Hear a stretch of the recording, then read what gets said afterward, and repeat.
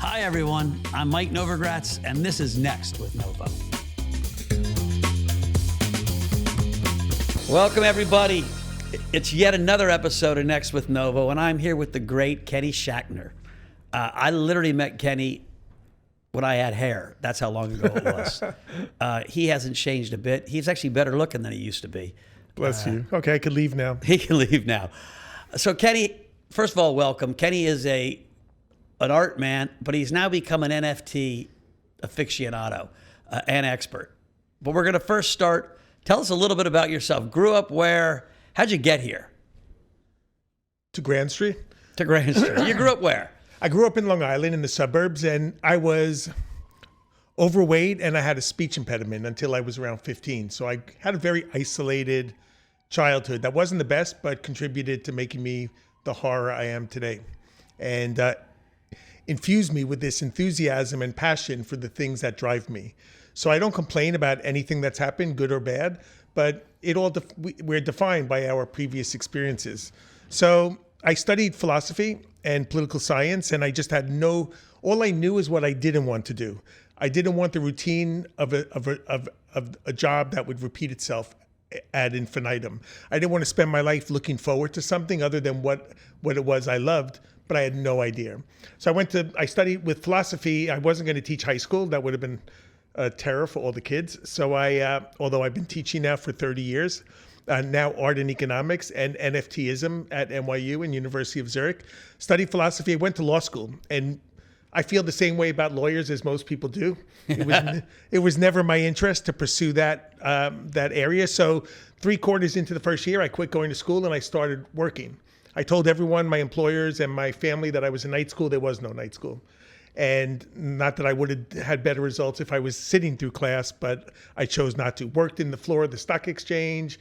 I was casting around I just knew like I said, I defined my whole mentality in the negative, in the sense that I was just I wanted to not capitulate and not compromise and find something that I mean, even like Warren Buffett said, like, find what you would do for free. That's the path to success. And I love my work so much. Like the thought of like a holiday for 2 weeks on the beach, without a great wireless, I'd rather, I wouldn't rather. I'd rather not. So anyway, I did. So I worked in the fashion business. You wouldn't know it. Thankfully, this is a podcast, so you can't see my vintage polyester track pants. And I did a load of different things, and until I stumbled into Andy Warhol's estate sale. And it's funny because I just gave a talk at Sotheby's before the kind of disastrous CryptoPunk auction non-event last week. I was on stage beforehand, and then all the punks blamed me for the fact that the sale, I was trolled for a good 24 hours for a change. Now we have trolls in the art world, trolls in the tech world. But anyway, so I just sort of, I just waited. So I went to Sotheby's, and I was saying, like, I didn't like Warhol when I first saw it. I thought it was mechanical, clinical, just some guy or his assistants pulling silk screens, and it wasn't very physical or, tactile process. And I said the same thing when I first saw the punks. I'm like, are you fucking joking? Like, that's the sensation of NFTs. And then I realized, like, first of all, I've succumbed myself and created a 10,000 PFP project called Crypto Mutts, but none of this would have existed had they not created a new cultural output of, like, it's in between fine art or collectibles. It's really something unto itself. Yeah. It will be defined throughout history as many different things. It gives me chills just to think about it. But those guys never identified as artists. They were just doing their thing, which is beautiful. And that's what I do. So I just through there, I fell into art, started making art 30 years ago. I was making digital videos 30 years ago, giant computer prints, all of these things. And for me, I can't get my phone to work or my printer to print. But I love technology because for me, technology is culture. It's life. It's our life. We're so defined by the avenues that culture takes us. So you see the Warhol thing. You decide you're gonna be both an artist, and you became an art collector, an art connoisseur, an art writer. How did that journey happen? Well, I was so naive. I call myself idiot savant because I'm not the brightest bulb, but I love my work. So I'm dedicated. And that's a great lesson for people. Like, just persevere and never take no for an answer, because no one is ever, it's so hard to even find encouragement from people. And that's why I love to teach and help inspire people, because there's so few people. I mean, it gives me so much joy and satisfaction. But anyway, as soon as I found out, I went to the Warhol sale. Sotheby's was gearing up for a contemporary art sale. They just had a sale today. They sold a Rene Magritte for $80 million today. And they sold at Christie's a World of Women NFT. And they sold a lost, what's it called? The lost nudes of another NFT in the evening sales of auctions in London for $1 million. So it's an extraordinary time we're in, and it's really to see so much change underfoot in such a condensed period. So fast. I mean, I always say it's like dog years. 1 year in tech is 10 years in real life. That's the way. But anyway, I want to stay in the early days. Your first. So I mean, I had no idea that you could own art, that you could collect art. I was so stupid. I thought like artist makes art, art goes to museum, end of equation. I went to museums when I was in university, shitty, not a great academic school. I wasn't terribly academic minded. Went to museums to procrastinate. Never went to galleries. Didn't know galleries existed. So when I saw Sotheby's, they were gearing up for an auction. It was epiphany. Like I was blown away. And then I saw an ad in the New York Times for an exhibition of some German art. So I taught myself, I studied German philosophy, and I started to teach myself, or I somehow became aware of German art through the museum. I rocked up at JP Morgan and asked them for a loan to buy some art. The guy turned his head sideways like a schnauzer, and he thought I was mad. Of course, he said no flat out. I had the manager of the law firm I was working at part-time. I miraculously passed the bar exam. Lawyer called the bank. I got my money. And then I was like dealer to dealer. So I couldn't sell drugs to a drug addict, but I love art and I love to possess it, own it, What was your think first about piece? it. Cy Twombly, work on paper. Wow. Yeah.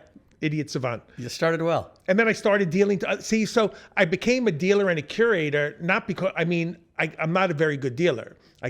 But it was the only way for me to position myself to have a life within the arts. No one would take me seriously as a curator. No one would take me seriously as an artist. They still don't, unfortunately, but I'm done through One NFT. day, we all have our moment. I tell you, it's happened last year through NFTs, have redefined not only my life, but so many other people's lives. And, you hear so much crap. I'm going off piste, yes. But like so much negativity in the world about crypto, about NFTs, about everyone's always looking at the negative things. There's nothing wrong with crypto. It's people that are fucked up. There's a Bell's curve of integrity and morality. We're the problem. There's nothing wrong with blockchain. Blockchain is extraordinary. You're preaching to the converted here. No doubt about that. No doubt about it. So you started buying and selling and collecting. What's your favorite piece in your first 10 years that you bought? You still have it? Or are you flipping all the time? I don't flip all the time. 3 warehouses will attest to that. Every year I have a sale at Sotheby's called the Hoarder Sale. It's not like taking the piss out of myself, out of art collectors. We're like squirrels. It's a human characteristic to like, people say, why do you want to own a JPEG? Anyone could copy it. Anyone could copy a photograph by Ansel Adams or Cindy Sherman or Richard Prince. Everything is. I could send a JPEG of a Van Gogh to China and get a perfect rendition of it on oil on canvas. People are like squirrels. They like to squirrel it away and collect art. So I always say, in a way, I just like to be surrounded by works. So I don't get particularly in a way, I call myself like a materialistic but aesthetic. So I don't get stuck on things per se, as long as I'm surrounded aplenty by them. Got it. I've been in a couple of your houses, and you got a lot of art.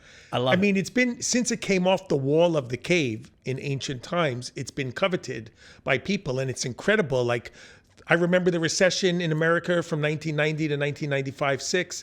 It was extraordinary, and artists came out of the woodwork and did fantastic projects. 2008, the so-called Great Recession. 2 years later, the art market was on all cylinders. On fire. It's so resilient. That distinguishes us as a species, this desire to express ourselves and communicate. And that's, for me, what art is all about. I called the top of the art market a few times, and then I was like, okay, I have to admit, I was just dead wrong. I'm now buying. And then I started buying art, and now I love it as well. I was very late to the party, I have to admit. But I was early to the NFT world. Partly I was talking about NFTs in 2013 and 2014 in theory, not in practice. That I was like, hey, we have this new technology that is about digital scarcity. And if you have digital scarcity, artists will actually have the courage to use their talents to produce digitally because people will know it's theirs. Amazing. You should have started to make some art. I should have started to make some art. And now we have it blowing up. Blowing up. Generative art. There's avatar art. There's all kinds of art. How did you get in the NFT space? And what triggered you? And then what really accelerated your journey?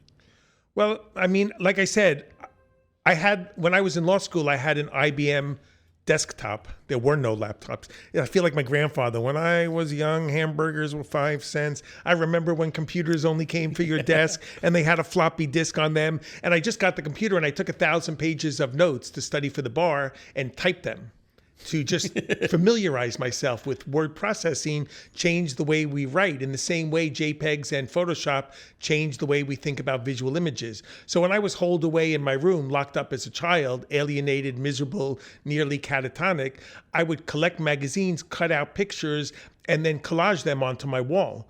And I've been doing the same thing ever since with visual imagery, using any means at my disposal. Like what you said, you just nailed it. Like if you look at the history of digital art, I mean, generative art, like you mentioned, started in the 50s and 60s with generative photography, artists like Vera Molnar and Herbert Franke. And then using all of these different tools, which is what an NFT is. It's a tool. So there was blockchain art before NFTs in 2014, like Kevin Abash and Ray Myers. There's a whole history of Kevin McCoy, of artists. That artists are scavengers. They suck everything in around them and regurgitate it into their analytic approach to what they see. So anyway, I found out about NFTs a year and a half ago, but I've been making them my entire life. Got it. So because no one in the art world would ever take me seriously as an artist, I mean, I clawed my way painstakingly to where I am sitting with you, which is pretty extraordinary. You have a cameo in Kanye's yes, part 3 tonight. Part 3. I just caught a little wee glimpse of it. That's pretty fucking cool. Congratulations. That's epic. That's amazing. Anyway, so someone mentioned those 3 magical letters to me a year and a half ago, and I just immediately cottoned onto it. And I wrote about it. I wrote about it in the art newspaper, and I started dropping with Nifty Gateway when the chief financial officer, Tommy Kimmelman, was also the curator, quote unquote, because they didn't even know what art was, basically, and they were just looking for material. And I made $4,000 the first drop, and I was so great. Again, the hair stands up on my arm. Like talking to you, I'm so honored to be here and grateful. Thank you very much. And I love people that are self-wrought, self-accomplished, people that have followed their dreams and done extraordinary things. And when I found out about NFTs, when I made $4,000, it wasn't terribly much, but it was money that it never would have happened to me. Because the art world would never accept me because I'm self-taught, I invented my own platform, my own mechanism to express myself with my art. So I was writing, like I said, for 30 years. And then I started to embed my digital videos into my articles. So I started illustrating my writing, and I had a one-person show with the best people in the world, like Dan Loeb from Third Point and Len Blavatnik and all of these killer people, because they wanted to know what was happening in the art world. And I'm the only one who couldn't give a shit about all of these things, but I don't take myself seriously, yet I'm dead serious about what I do. And I've been in the art world for so long, so I was revealing all of the machinations in the art market. And I would travel to art fairs and auctions across the world and then make videos about it while I was revealing who bought the Jeff Koons bunny, that the Prince of Saudi Arabia was hiding his Leonardo da Vinci on his yacht. I broke that story, translated into 50 languages. And then when I found out about NFTs, like I said, I wrote about it, I made them. And like the first article I wrote, I've now written 12 features, given lectures at Harvard Law School, Yale, Art Institute of Chicago. I mean, it's pretty cool to think that I've never taken an art class in my life. What's really interesting is with crypto, it just punches way above its weight in terms of interest. So like I'll go to a conference and there'll be 10 great speakers and I'll be the crypto speaker and the crypto panel will get all the energy because right now people just care about crypto, and it's the same with NFTs. NFTs is getting so much energy, interest relative to normal art, even. Yes, even though it's still a 100%. small part. No, 100. No, you kidding? I mean, it's going to so eclipse. NFTs It's going to eclipse the fine art market in 2 years. 2 years maybe, but it will. But it's interesting. You're in this moment, and so you jumped on it really quick. I jumped on it, and then when I was writing my first NFT article for ArtNet, which is where I generally write. When I was editing my article that night, I had my second drop on Nifty Gateway. My expectations in life are always around the bottom. I just safer that way. And as I was editing, I started to get this flood of emails that were evidencing sales on Nifty Gateway. And I ended up to have a great success, sold like $250,000 worth the second time. And that came again, like I was so surprised because I wasn't on Discord then. I don't sell myself. I mean, I express myself, and I love to help other people. But what you said is such a perfect encapsulation of where we are right now. Every time I did something in Basel, Switzerland, and in Basel, Miami with NFTs, every time I start the conversation, people start to congregate around you. It doesn't go to my head. I'm bad enough as it is. But it's crazy. Because people want to learn. They're curious. Yes. The reason the art world has pushed back so hard is because human nature is like one of the characteristics, a defense mechanism, is to be scared of change. People are scared. People are threatened in the art world. Larry Gagosian, I've spoken to him now for almost a year. Like, come on, Larry G, let me do a show with NFTs. You'll love it. It'll be a great success. And that's happening incrementally. But that's why Sotheby's and Christie's and all the independent platforms, Super Rare, Nifty Gateway, Foundation, Known Origin, Maker's Place, they've jumped into the void and they become these huge open sea, huge businesses. Right. Even like Sotheby's and Christie's have become primary market makers in the NFTs because the galleries are too chicken. That'll change. We were literally just looking at Beeple. Apparently Beeple has a show here in going New to York. the dinner tomorrow. Are you? Yeah. Actually, I'm flying to LA, or I would as well. I love Beeple. He's just hysterical. Yeah. I met him right after he sold that, 5,000 He's a pretty wacky, days. down to earth. He from Wisconsin. He laughs, talks like that. He's so Wisconsin. But that's success. It's great to see success come to people that just. I wasn't nuts about his work either, for that matter. But he did his stuff every day for 5 years or whatever it was. 5,000 days. Yeah. Right. And the fact is that nothing impeded him in the art world because he was a successful graphic designer. Right. So the art world would dismiss him. That's a reason they dismissed me, because I was a dealer and a curator and a writer and a teacher. So they're like, you can't be an artist. One of the most amazing conversations we had. We actually had her on a podcast. People pleaser. The Dow. What? She was talking about. She was talking to a bunch of very wealthy art collectors at Larry's house. Actually, we crashed one of his parties. And she said, what's unique about the NFT space is our community cares about our art. And with all due respect, we don't need you. Because they're supporting art and they've made lots of money in crypto and they're young and this is what they care about. Just like your community's supported your art. And, she did it very gracefully and with manners. Right afterwards, all the big collectors were lining up to get her car. Yeah, of course. It's funny. It's like Emily Sheng, love her. My community didn't. The fine art community didn't help me at all. Rejected me. And what I love about the NFT community doesn't judge. They like people that are mavericks, that are outside the norm.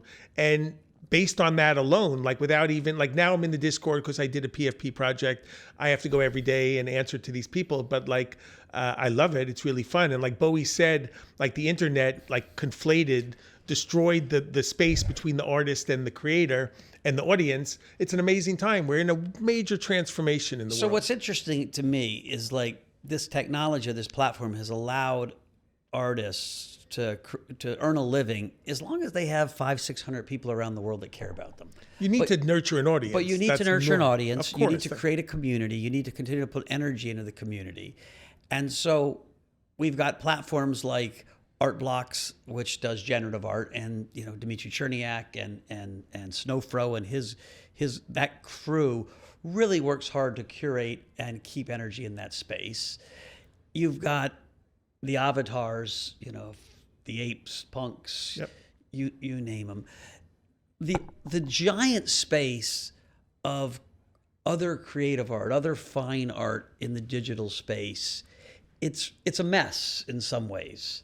How do you see that playing out over time? Will there be galleries just like there are in the physical world? Because there's so much to look at, and some of the shit's wildly cool. Yes. And it's hard to understand that's a really fantastic question that I think about 24 hours a day. And well, there's one aside. Like on Sunday morning, I was sitting in my house and I saw that the president of Ukraine was reaching out to people to donate to help his cause. Yeah. And he mentioned a Bitcoin and an Ethereum. By the way, the reason that NFTs have been going crazy, all you crypto guys created $2 to $3 trillion of wealth, and you had nothing to spend it on. You couldn't do anything with your money. So all of a sudden, a bunch of apes, hippos, and punks come out, and you're like, woo! I tell people all the time. And there's a gold rush of I have buy. I've been in the markets 35 years, and in my whole life, I've never seen anything not priced in dollars. When you ask a wealthy Mideasterner what he's worth, he tells you in dollars, right? We function in dollars, or if it's euros. NFTs are the first thing that trade in a different currency. People trade them in ETH. That's a great point. Right? Bitcoin's not used. I'm gonna have to steal that and use that in my next essay. Ether has become the currency of culture. Like Bitcoin is just digital gold. No one's buying tennis shoes with Bitcoin. We'll preserve our wealth with Bitcoin, but people are actually buying shit with Ethereum. They're buying NFTs. Yeah. I think you just pointed out to something really interesting that was completely dispelled with this last crisis with Russia, is that people refer to Bitcoin as a store of wealth equated to gold, but you could see during this crisis, like Bitcoin is something different. It's sort of looking for its utility, and it's a little bit in the air. And Ethereum was a practical application to all of this theory of decentralized system, alternative to government control. So I always thought of Ethereum as a tech bet. And people still no way. invested it. I'd never think of it like that. But it really has now become the currency of culture. It's really shocking. It's funny because I have to say, with all due respect to you and your enormous success, I was a Bitcoin skeptic, a cynic, because I couldn't care less. All I care about, art has given meaning to my life. There are clinical studies that living with art helps reduce anxiety and blood pressure, makes you live longer and all this stuff. So Bitcoin to me was just like, I didn't really give a rat's ass about it. I'm laughing. I got this. Hodl. I got this hodl piece of art. There was an auction in 2017, right when crypto was heating up. And my friend Joe Lubin has this company, Consensus. So I was trying to beat... And MetaMask and Palm. Now Joe Lubin is going to fucking buy New York City. But at that point, I was trying to support, and there was an art auction, and there was a really cool Crypto Kitty, and it was a physical version of the Crypto Kitty NFT. And I bid, and there was a guy bidding against me on the phone. And I'm sitting there with Richard Kim, who I just hired, who's become an unbelievable force in the NFT space, mostly in the generative side. And he's hit me. He said, "Dude, you don't want to spend that much. Like you're gonna be in the newspaper. So I stopped bidding at $110,000. It was for charity. Yeah. And some other guy wins it. He came up to me the next day at another crypto conference, and he told me who he was, and he was very excited. And we took pictures, and he was so proud he outbid me. But he thought he was a big, heavy set guy, and he said, I think if you saw me, you wouldn't want to lose to a fat guy. So that's why I did it on the phone. And I was like, trust me, the weight had nothing to do with it. You're speaking to a fat guy now who knows how to drape fabric well. The weight had nothing to do with it. But I had to buy something, so I bought this hodl. Cool. That was my consolation prize. It was funny. I made so many mistakes with my metadata on my PFP project. I did an exhibition that's up now in Berlin called Metadata, making fun of the whole data museum, because I just screwed up so much, and that's the same way. But back to from when I found out about NFTs, I had no idea what Ethereum was. I always say now the ETH is in the ether, the genie is out of the bottle, and you can't stuff it back in. If there was a crash in crypto beyond what we've seen, this mechanism for selling digital art, and I'll jump around, but I know where I'm going. So the auction record for a video is $700,000, Bill Viola. The auction record for a photograph is $4.3 million, soon about to be smashed by a Man Ray coming up with a £5 to £7 million estimate. And then there's a filmmaker in the UK, Steve McQueen, not the Steve McQueen actor. And he's Oscar-winning. He made 12 Years a Slave as a director and a filmmaker. And his auction record, he's one of the most celebrated Turner Prize-winning artists in the world, is $32,000. And it's complete bullshit. Like, we are, every day, we're like defined by our relationships with our phone, with our computer, especially during the tragedy of COVID, when that was the only window in our lives to look into was our screen. I mean, it's ridiculous that. So anyway, when I found back the Ethereum and all, that was like the practical application in my life was I could nurture and develop. It recreated me. I was reborn in my late 50s as an artist. And I sold my PFPs with no promotion in an hour, 9,000 NFTs. And I've sold another 650 with Nifty Gateway. I have another drop coming with them. And it's an amazing thing. You know, I'm not young, and I've onboarded well over, 1,000 people through my lectures and my writing and stuff. And it's awesome. But like right now, back to your question, which I young in spirit. Remarkably didn't forget, the collectible market is more than 70% of NFT sales. And fine art, as we would think about it, is less than 10%. Right. So as far as I'm concerned, with all the Art Blocks is amazing, and Jeff Davis and that whole crowd of people, and the Chromie Squiggles, and they have. But they've got their space, so that's $1 billion business. So but I'm looking at the other space. I think there's room in the other space. The art space, from as far as I'm concerned, is the area that has the greatest room for growth out of any sector in the entire NFT space. 100%. So that's where I want to try to. Like, they have NFT NYC. That's like a cash grab. I mean, I spoke in it. I'm speaking again, but they were like selling. Oh, we're sold out. Tickets are $500. A week later, oh, we have another tranche of tickets available, blah, blah. A week later, same thing. They had 600. Anyone who ever said NFT to their grandmother was speaking at NFT. I read there were 750 speakers. It's ridiculous. And they triple booked. They were so bad. But I want to do something like NFT Art. And no one ever writes about the content of the NFTs. Like, we had a brief conversation about it. I mean, it's cheaper to buy a one of one by a genius than it is to buy one of 20,000, Meebits by Larva Labs. So I think that once people get a little more comfortable in their own skin, making their choices. You're hearing it here live on Next With Novo. Kenny and I both think there is room in the space for fine art NFTs, for an art blocks, for collectors, for gallerists, but a place where the energy shows up together, and so you start. Right. So there's been like one thing I hate is like I hate people like fine art snobs. Nobody wants to be preached to. Like, if I don't know about the history of an old master, you can't, like, the art world is so hierarchical, so judgmental, always pigeonholing you, looking you up and down. Oh, your sneakers aren't right. You're not one of us, or you can't. That is changed. They're so stupid. And before I got into the art world, I thought everyone was drinking absinthe, hanging from the chandelier, and going to orgies. The art world is the most conservative business out of any in the world. And the way that I have to go to Discord, these people spent $80 on my crypto mutts. I sold my soul for $80. I was always waiting for an offer. It never came.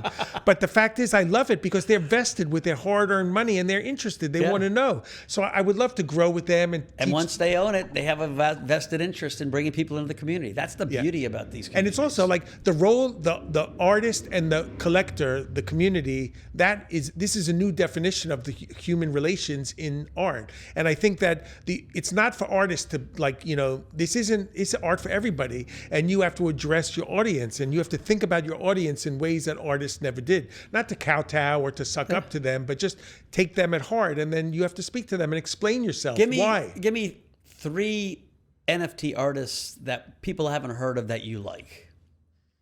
Applying some screws to me. And Sarah Friend is a brilliant woman. She's Canadian. Won't hold that against her. I don't even know what that means. Okay. She lives in Berlin, studied painting, taught herself coding, and she's just awesome. Sarah Friend. I'm going to buy one. Sarah Friend. You could buy one of her NFTs. She's environmentally conscious, so she hasn't gone on Ethereum, but she's done a bunch of other stuff. And I bought her work from $35 for an NFT to $7,000. And I think she's fantastic.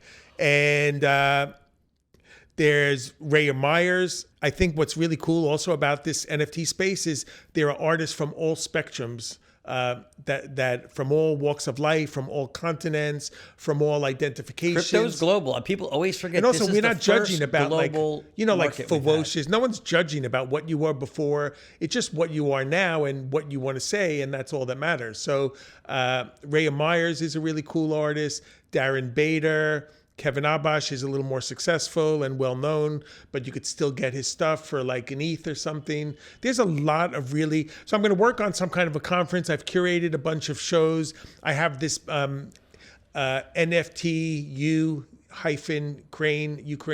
to charity event where there are things for well under an ETH.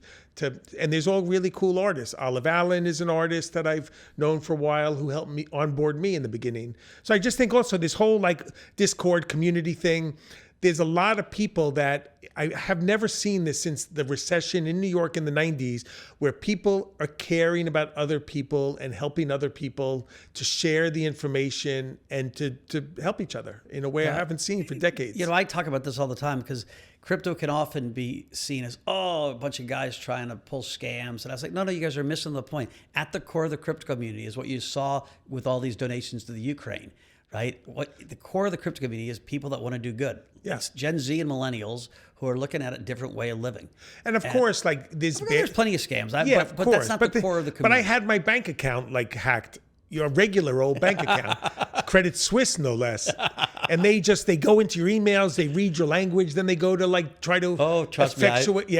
I always say there's a Bell's curve of integrity in the world, and it has nothing to do with Ethereum or NFTs. The art world, no one ever calculated the environmental footprint of shipping crates and traveling to an art fair. It's ridiculous. You get these crates there, you throw them in the garbage. I have a big exhibition I curated next week in New York, and we're throwing away crates every day now. It's shameful, but there's no way to recycle them. And then that's it. So, for me, it's changed my life. I never gave up. I always held out hope that if I just do what I love, opportunities will come, and they are coming. Well, Kenny, there's not a better example of, because I got criticized because I'm often, at my own company say we got to hire younger people, and my CEO grabbed me and she said, you got to shut up about that. You got to hire people that care about this movement. And she was dead right. And you're at least my age. I'm not going to tell you how old I am. A little bit older. And you approach this with the passion of a newborn, and I love it. That makes you live longer. That gives, people that work live. Retiring is, I can never see you hitting a ball around on a golf course. I'm thinking about NFT in my tattoo. I have. NFTism. I love NFTism. On my arm. On his arm. Guys. I trademarked that. That's Kenny Schachter. This is Next With Novo. Schachter. Why did I see Schachter. nerd? That's Schachter. Okay. I don't care. I'm going to have to redo that. Kenny Schachter. You can say whatever you want, bro. I don't care. I'm happy to be sitting in this chair. The best advertisement for NFTs and NFT energy I've seen in a long time. Thanks a lot, Kenny. Thank you so much for having me. It means a lot to me. Awesome.